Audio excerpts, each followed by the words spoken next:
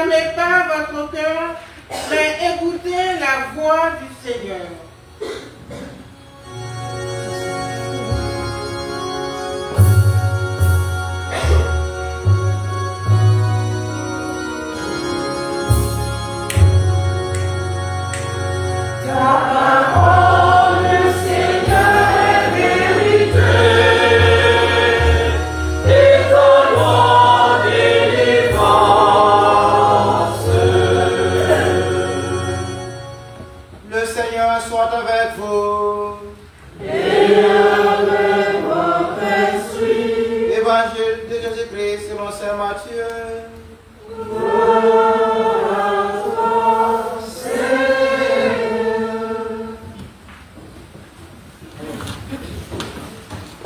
En ce temps-là, Jésus disait à ses disciples, ce que vous faites pour devenir des justes, évitez de l'accomplir devant les hommes pour vous faire remarquer.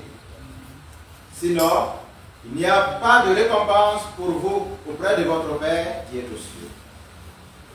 Ainsi, quand tu fais l'aumône, ne fais pas sonner la trompette devant toi comme les hypocrites qui se donnent en spectacle dans les synagogues et dans les rues pour obtenir la gloire qui vient des hommes. Amen. Je vous le déclare, ceux-là ont reçu leur récompense. Mais toi, quand tu fais l'aumône, que ta main gauche ignore ce que fait ta main droite, afin que ton aumône reste dans le secret.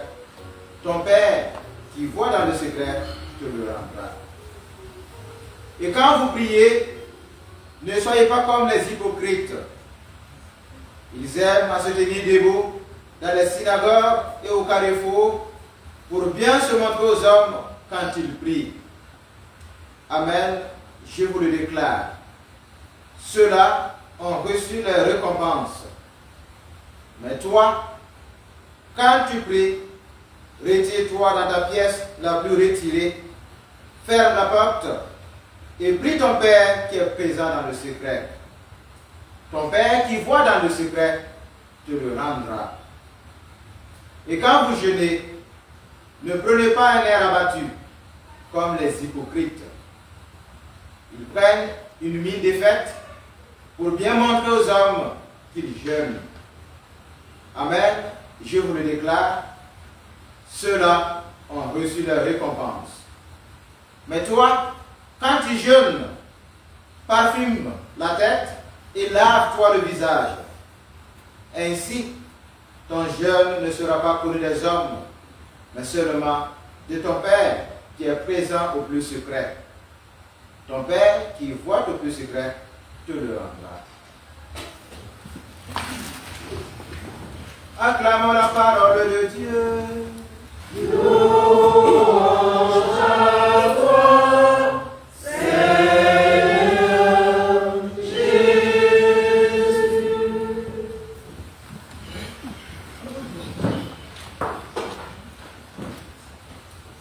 Revenez à moi de tout votre cœur dans le jeûne, les larmes et le deuil.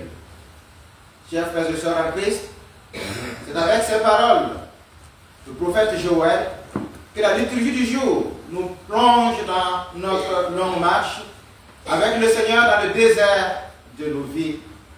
Notre marche de 40 jours et 40 nuits dans le désert avec Jésus. Oui, aujourd'hui commence le temps de carême dans l'Église. Temps de prière et de partage, temps de pardon, de pénitence, en un mot, un temps de rencontre intime avec Dieu. C'est un temps de combat spirituel. C'est le moment favorable, le temps de salut que Dieu nous offre, nous dit Saint Paul dans la deuxième lecture. Ce temps nous est offert pour nous rapprocher davantage de Dieu et des autres. C'est un temps de réconciliation. Et c'est pourquoi le prophète Joël s'exclame dans la première lecture. Revenez à moi de tout votre cœur dans le jeûne, les larmes. À travers son prophète, Dieu nous invite à revenir à lui. Parce qu'il a constaté notre distance de lui, notre éloignement de sa miséricorde. Cette interpellation du prophète Joël nous demande de jeter un regard rétrospectif sur notre vie et de prendre cette résolution de revenir au Seigneur. Car nous rapprocher de Dieu, c'est bien nous rapprocher de nous-mêmes et devenir davantage ce à quoi nous sommes appelés, devenir des saints, être saints. En effet, notre éloignement de Dieu se cache en bien des attitudes, des comportements, des réactions qui concernent tous les secteurs de notre vie. Comme le souligne le pape François dans son homélie au Carême 2023, je cite, « Le Carême est le temps favorable pour revenir à l'essentiel, pour nous dépouiller de ce qui nous incombe, pour nous réconcilier avec Dieu, pour rallumer le feu de l'Esprit Saint qui demeure caché dans les cendres de notre fragilité humaine. » Fin de citation. Bien chers amis de Dieu, revenir à Dieu suppose alors un exode, une sortie de soi, un changement. C'est cela le carême chrétien. Ce n'est pas le fait de se priver du repas ou de l'eau qui est primordial. Si l'on s'éloigne de Dieu et des autres, si l'on ne vit pas l'abstinence véritablement, qui appelle à un renouveau total de la vie. Jésus nous invite dans l'Évangile à pratiquer le jeûne, la prière et le partage, dans la discrétion, dans une discrétion totale. Ce sont ces trois éléments, trois piliers qui constituent les actes à poser durant ce temps béni de carême et par devers toute notre vie. Ces éléments se complètent. Il n'y a pas l'un sans l'autre. On ne peut pas jeûner sans prier. On ne peut pas prier sans partager. Ce sont les 3 P. On aime dire ça, non? Les 3 P du temps de carême. Prière, partage ou pénitence. Et quoi encore? Hein? Et pardon. Ce sont les 3 P. Il faut revenir à Dieu dans la prière. Il faut revenir à Dieu dans la pénitence. Il faut revenir à Dieu dans le partage avec tes frères et sœurs. Partager l'amour et la miséricorde que le Seigneur t'a manifesté. Le plus grand partage pour le monde à faire durant ce temps béni de carême, ce n'est pas le matériel, mais d'abord l'affection, l'amour et la miséricorde. C'est un temps de réconciliation. Alors le rite des cendres que nous célébrons nous introduit sur le chemin de retour. Retour à Dieu, retour à nos frères et sœurs. Ce temps béni doit nous ramener les uns vers les autres. Nous ne pouvons pas pratiquer le jeûne en détestant un frère ou une sœur, bref, un prochain. Dans ce sens que le prophète Joël nous exhorte à déchirer nos cœurs et non pas nos vêtements pour laisser l'amour du Seigneur y prendre possession.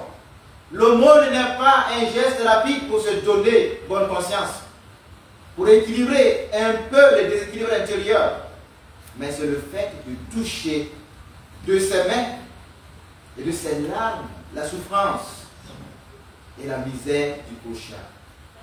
La prière, ce n'est pas un rituel à accomplir, mais un dialogue sincère à nouer avec Dieu. Le jeûne n'est pas un simple renoncement, mais un geste fort pour rappeler à notre cœur ce qui compte et ce qui passe. Chers frères et sœurs, pour un carême réussi, il faut vivre les recommandations que Jésus nous a données dans l'Évangile. Il nous recommande de pratiquer les 3 P dans la grande discrétion. Et ton Père qui voit dans le secret, te le rendra. Puisse Dieu nous fortifier durant notre marche dans le désert avec son Fils, le désert de nos vies, le désert de notre fragilité humaine durant ces 40 jours, afin de ressusciter avec lui à Pâques pour une vie sans cesse renouvelée. Nous demandons toutes ces grâces par Jésus-Christ, son Fils, notre Seigneur. qui vit et règne maintenant et pour les siècles des siècles. Amen.